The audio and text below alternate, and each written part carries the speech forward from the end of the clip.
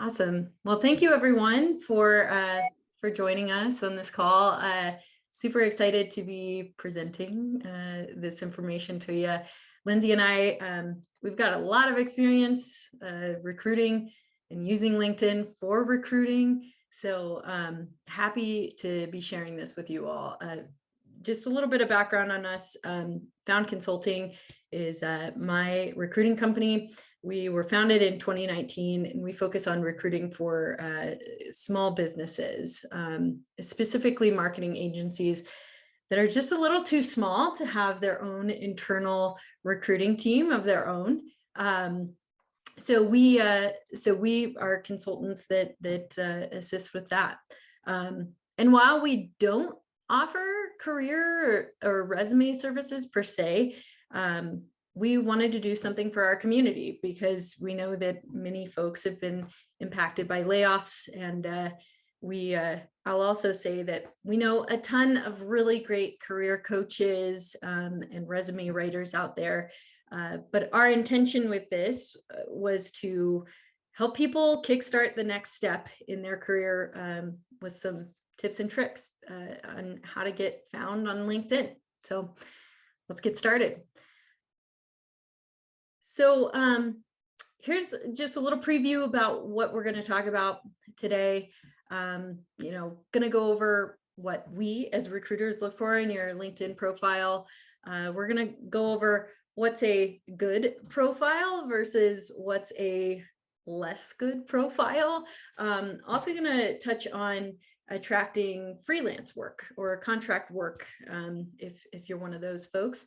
And then also going to touch on the benefits of engaging on LinkedIn. So first things first, why use LinkedIn at all?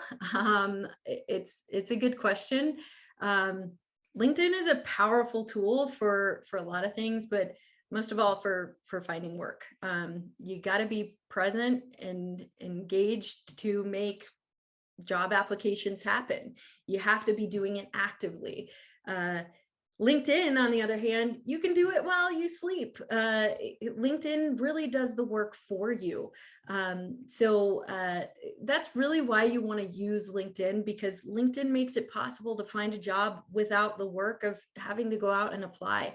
If you put together a really proper professional profile, recruiters will come and find you. So what makes a great LinkedIn? Think of a LinkedIn like a dating profile. You need a good picture, a good hook to draw people in, because you're not going to date someone who doesn't have some personality on their profile, right? And that really starts with a great photo. Some statistics say that profiles without a picture are 21% or 21 times less likely to be viewed by recruiters and HR professionals than profiles with a picture. So a picture is important. Now, I do want to note here that there are folks that are uncomfortable posting a picture of themselves, whether for religious reasons, for other personal reasons. It doesn't have to be a picture of yourself, but I think just including some sort of picture that represents who you are and what you're all about is really, really helpful. And one of the reasons for this is as recruiters, we also have an option to screen out people without a profile photo. So definitely want to be sure to get at least something up there that represents you. Because that's really the first step in making a great impression. Now, for the tagline in your profile, make sure you clearly explain what it is you do. Basic isn't wrong, but this is also an opportunity to let people know who you are and why they should hire you. I know that Lindsay and I have come across a lot of profiles where folks are pretty ambiguous about what they do, whether they're just a little too whimsical,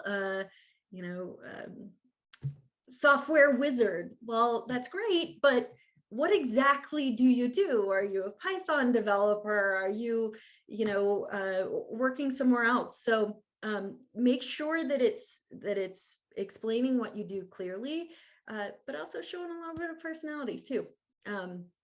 So fun, definitely, but professional too. So how is it even possible to get found by recruiters? Well, LinkedIn gives recruiters every single search criteria imaginable. Any part of a LinkedIn profile that you can customize is searchable to us as recruiters, either using the preset options that LinkedIn provides, which you can see here, or by using a Boolean search. I won't get into Boolean searches. It's totally nerdy recruiter and SEO stuff, but I can search the current, the past of anything and everything: job title, locations, skills, companies, industries, even the schools that candidates graduated from. So what this means is the more robust and filled out your profile is, the more likely it is that I'm going to find you when I'm looking for candidates to fill roles that I'm looking to fill. Now, I want to put a disclaimer in here, because this doesn't mean keyword stuffing. This doesn't mean putting everything in the profile that you've ever done. Just like with a resume, a LinkedIn profile doesn't have to be a comprehensive overview of literally everything you've ever done. What it needs to do is give a really high level summary of the roles that you've had, the responsibilities that you've held, and the core competencies, your successes. So what does this look like? At a high level, it kind of looks like this. So this is kind of the lackluster versus great. So speaking as a recruiter, we have to be able to find you, or at least easily identify whether you're a fit. And you've probably heard that statistic that recruiters spend 15 seconds looking at your application to see if you're a fit. I can tell you that is absolutely true. Sometimes even less. We are going through sometimes thousands of profiles, thousands of applications for one role. We don't have the time to really dig in and identify whether you're a fit. You need to do the legwork of presenting yourself as a best fit. So the things that a recruiter is likely to look at first: job titles, years of experience, maybe the companies that you've worked at, and then the systems and tools that you've used. So for example, if I'm looking for a senior Salesforce consultant, and I see that an application's most recent role is 3 years as a marketing coordinator, well, that's probably not going to be a fit. Coordinator doesn't scream senior. There's nothing in there about Salesforce or consulting. So I'm probably going to pass on that application pretty quickly. Whereas if I get an application or a LinkedIn profile that says marketing technology architect, well, now I'm going to take a closer look, because it's very likely that this person may have that Salesforce expertise, etc. So I'm going to dig a little bit deeper. So here we have examples from 2 different LinkedIn profiles. The first is like a lot of profiles out there. It's largely blank. There's no skills in there. It's just really job title and company. Now, the second profile, this is a robust profile. I have a really great understanding of what this person is currently doing and how it's going to be relevant to the role that I'm looking to fill. So what do great profiles look like on a deeper level? Exactly what is it that we're looking for? Here we have a couple of examples, and they're different, but they have some really key elements here. So in that first profile up at the top, you can see there's a lot of skill keywords. So if I'm doing a search and I know that I want that omni-channel marketing experience, well, this person is going to pop up in my search. So that's really, really key, that you get those skills, that you get those tools into your profile. The second profile here, you can see that they've included the industries that they've worked in, the clients that they've worked with. They've even thrown in some good KPIs, some numbers, so that we can see, hey, this person is pretty good at what they do. They're successful, and also they handle big budgets. They work with large clients. This gives us a lot of really good information. So now let's move into the less good profiles, or at least the less searchable profiles. So thinking back to that well filled out profile, let's compare it to this.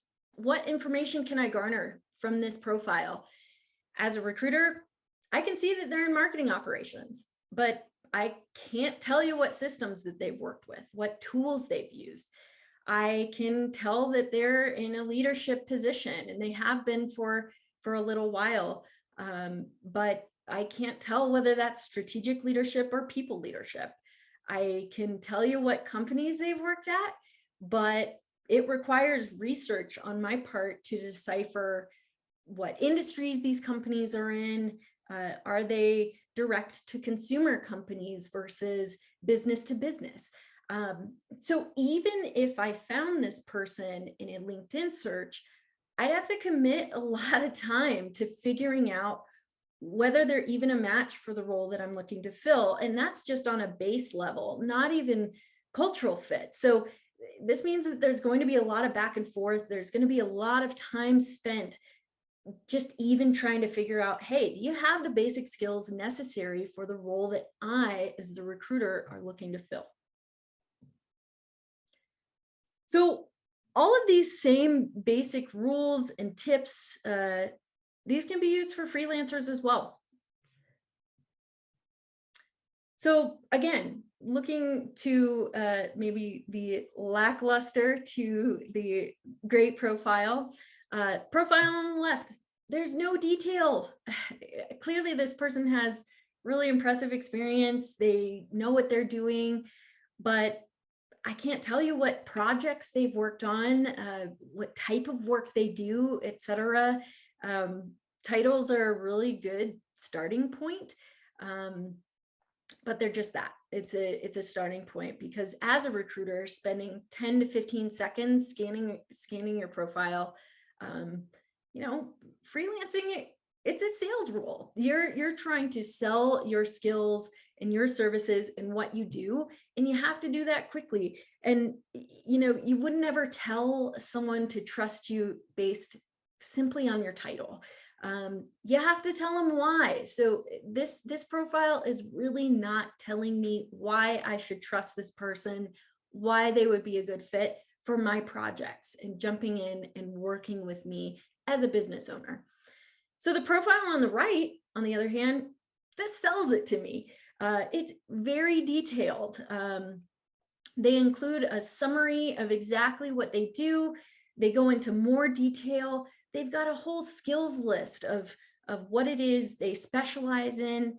I would say the one thing that this profile might be missing, or that I would like to see as a recruiter, is tell me about the clients you've worked with. Tell me about the industries that you've worked in. Tell me about the projects that you've worked on and the ROI that you've delivered to those clients. Because if I'm paying for a contractor, I do want to know that they'll have an impact on my company pretty immediately, right? So numbers and details of the ROI of campaigns that they've run or work that they've done, that's really, really useful to see in a profile as well. And I think that that's something that can also be applied to employees looking for full-time roles. Tell me why you're so successful at what you do. Don't just tell me about what you've done. Tell me about the impact that you've made, and make it clear in your profile.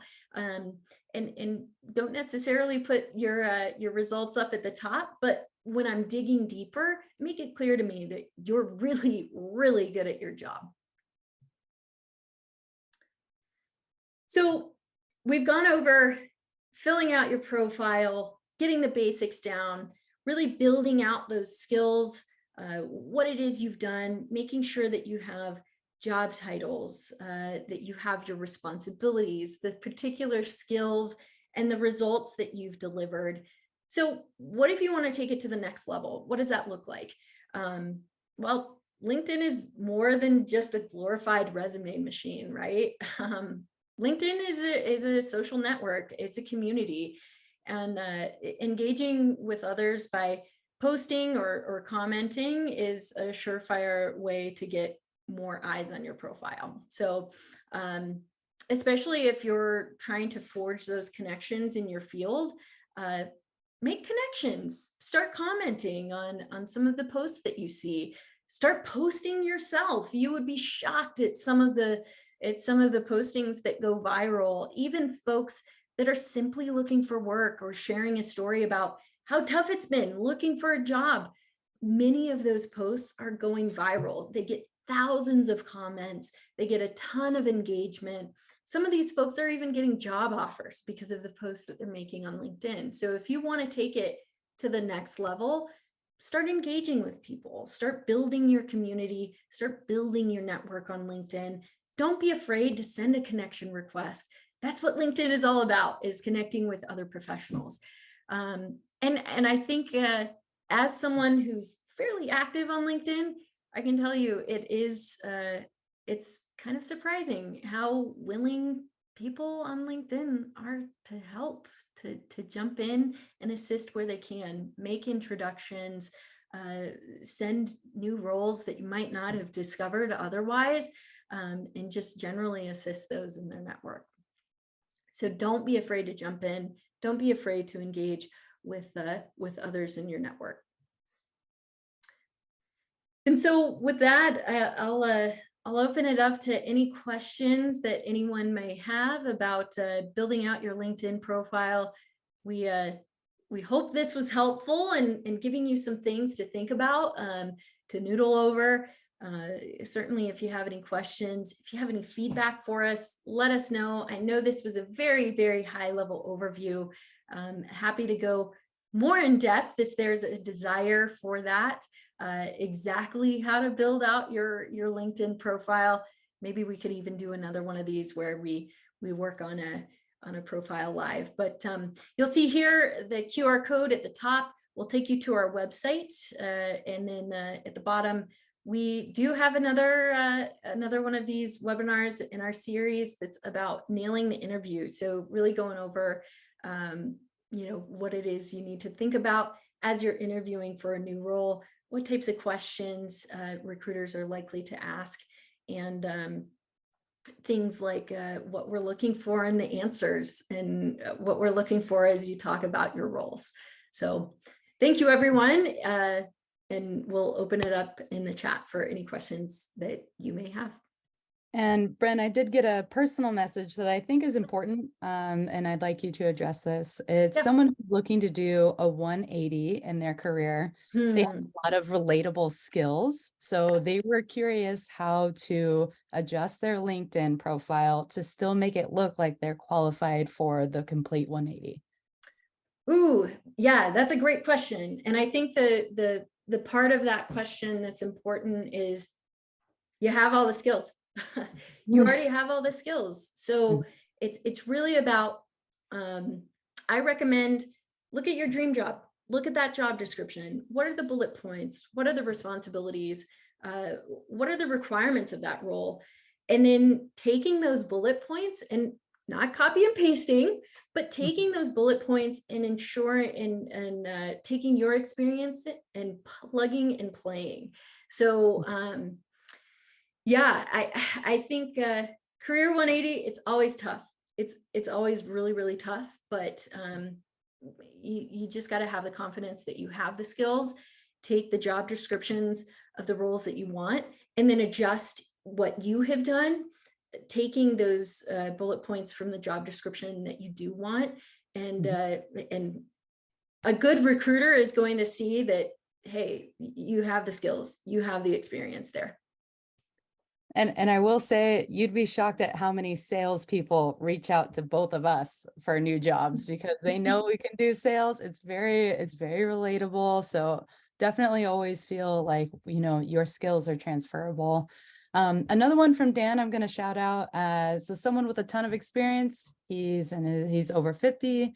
How do you sell yourself? How do you make that profile look great? He's got all the career experience leading up Hmm. to it, but what's going to make him stand out? Yeah. So, oh man, I think this is the interesting paradox of, I mean, you offered up your age, Dan. I'm not trying to call out your age here, but for those candidates who are a little more tenured in their career, 50 plus, you're facing this paradox of, oh my gosh, I've got all of this experience, but I don't want to seem old. I don't want to seem like, hey, I'm going to take this job and I'm going to retire in 2 years, right? Or that I'm too good for maybe a little bit of a lower level role. So I think for candidates who are a little bit older, one, my top suggestion for you is if your LinkedIn profile or your resume is going back to the 90s, cut that Mhm. off. You cannot go back to the 90s. Think about how much the world has changed. Technology has changed since the 90s, even since the early 2000s.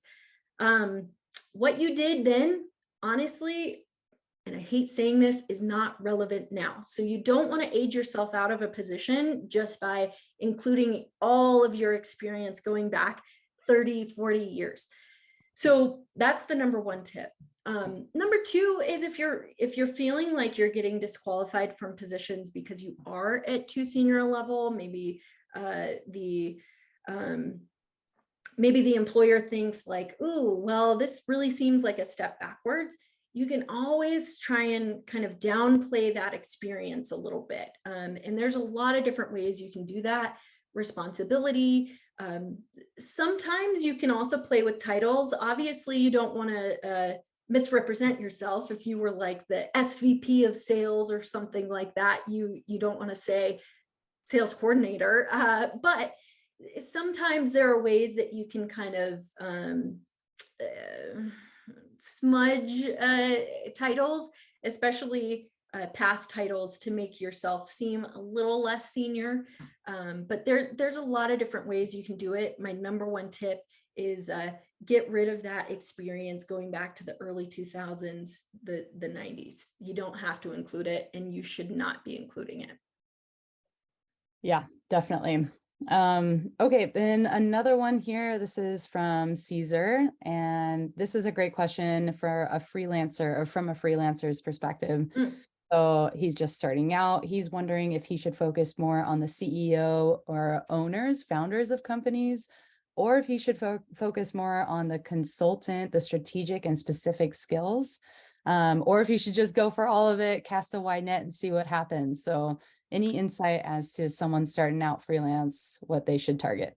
Yeah, so I'm gonna assume, and correct me in the chat, Caesar, if this is wrong, but I'm going to assume you're talking about targeting, as in like targeting potential clients for your new business. Um, if that's the case, just yes. Yes, he said Okay, yeah. perfect.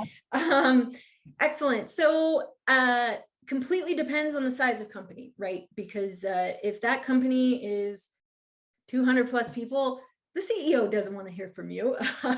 It's about the specific hiring manager in the area of your expertise. So go look for those directors, those managers, reach out to them. They're really going to be the decision makers, even if there's a chain of command that it needs to roll up to. Like maybe eventually that decision is going to the CEO who's giving the okay. But the real person that you need to sell is that director level. Now, smaller companies, so we work in the agency space. We work with a lot of smaller companies, like 30 to 50 people. In those cases, yeah, CEOs, the founders are sometimes the right people to target. But again, I think it really depends. If there is a director over that area of expertise that you have, I think that they're probably a really good target too. Speaking as a founder of a company, I get a billion LinkedIn messages and sales pitches a day. A director or a manager is also a lot less likely to be getting flooded like that. So that's what I would say. It depends on the company size, but if there is a director, I'd say go after them. And then one last question, guys, and then we'll close up here. And someone just asked, Marino asked, how important is it to have those recommendations on your profile? Yeah, this is a great question.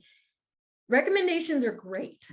Mhm. As a recruiter, I rarely look at them. What I'm looking at first, and maybe you can speak to this as well, Lindsay, because I know that you're looking at a lot of profiles every day too, but they are helpful simply in backing up what you've already told me. They're going to be the last step. It's really a verification of everything we already think and know. So